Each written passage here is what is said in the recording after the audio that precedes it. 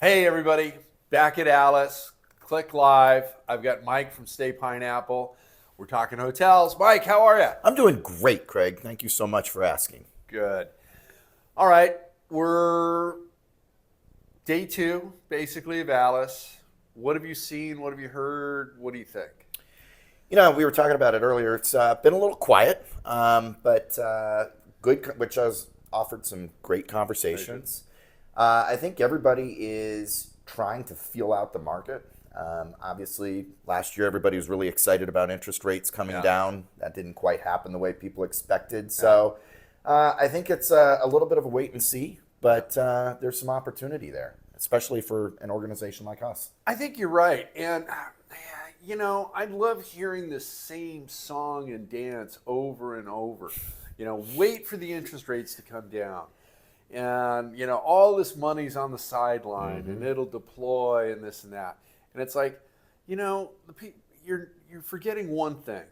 You're not married to the mortgage or loan, okay?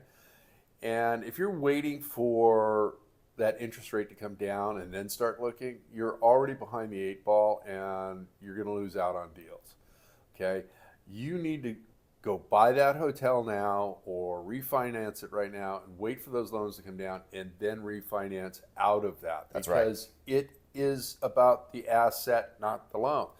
If people are bidding up that sales price, you're going to end up paying more at a lower interest rate, okay? It's like, no, get out there and do this now. Couldn't agree with you more. And I think that, to your point, those that look at it that way, and look at the long term, they're gonna come out on top. Absolutely.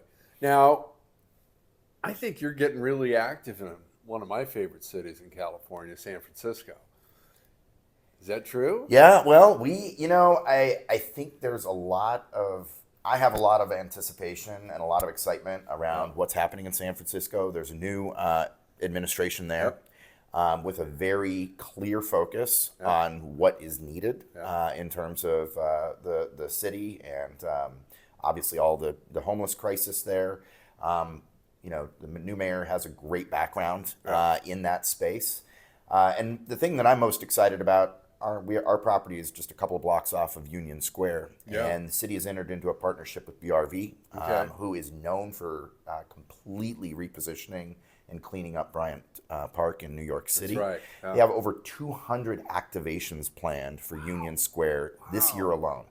So we've already reached out. We're looking to figure out how we can be a part of the solution and engage with BRV and the city to be partners in that. So we're pretty excited. I love that idea. And you know what? That's when I think the hotel is at its best. When it's hitting on all 8 cylinders and it is an active part in the community. It celebrates the area that it's in. It becomes that second or third bedroom for the family, okay? And I've used this story a million times, so this will be the 1,000,001st time. Got a brother who's single. Got a sister who has 3 kids and a husband. I live in a small beach house. Who's staying with me and who's going to the hotel? I don't have a big infrastructure, okay? We're going to the hotel for breakfast. We're going there for cocktails. So, but San Francisco, last time I heard, the Asia Pacific travel market was off by about 40%. So that's something that needs to come back. Mm-hmm.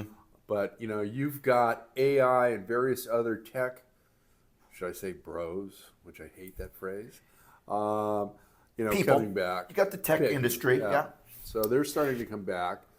I think the cleanup of the area, is definitely part of it. So what are you hearing from these businesses? Are they starting to book with you guys? Are they starting to spend money in the restaurants? The big thing that we're seeing is we're starting to see some convention traffic come back. Nice. The city got much more aggressive in understanding that they need to get that back. That was truly the bread and butter. Yeah.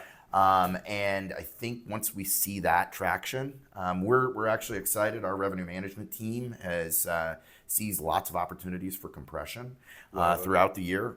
Again, it's all incremental at this point, but you take the wins where you can get them. Yep. And I finally think we're seeing a light at the end of the tunnel. And to your point, tech is a huge part of that. And I don't think we're ever going to see the office, the office spaces back to the way they were pre-COVID, but there's alternatives there. There is, and I'm glad you brought that up. I've got a friend of mine. We both worked for the same company, and he's now the president of Kidder Matthews on their brokerage side here in California. And he's my bellwether for office space. It's like, okay, is it as bad as I think it is, or is it worse?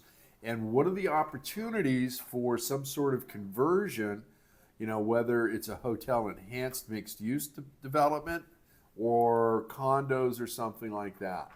And we're going to have a special show with this gentleman about that shortly. So San Francisco is definitely a market in play for that.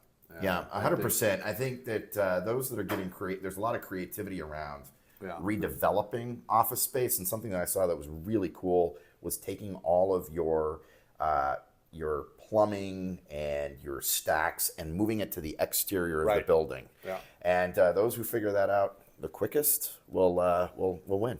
Well, that, and I think, state of New York just enacted a few months ago a new law. So there's a group out of New York that's spending $1 billion on those conversions.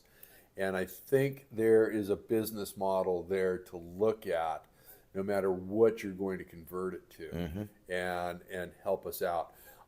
We simply just can't keep tearing everything down. Okay, the raw materials aren't going to be there, so let's convert. That's right. Let's do this. It's expensive, but the city steps in and gives you certain tax incentives. Okay, for saving that building, and all of a sudden, not only it's the sales tax, the property taxes, and on for the city's benefit. So help us, and we'll help you. Okay. Exactly. Hey, everybody, you can get a hold of Mike on LinkedIn as well, or DM me directly, and I'll get you in touch with him. I am at ALIS. I'm going to be running around grabbing some more interviews, so we will see you later. Mike, thanks for joining me today. Really appreciate it. Thanks for having me, Craig. Bye, everybody.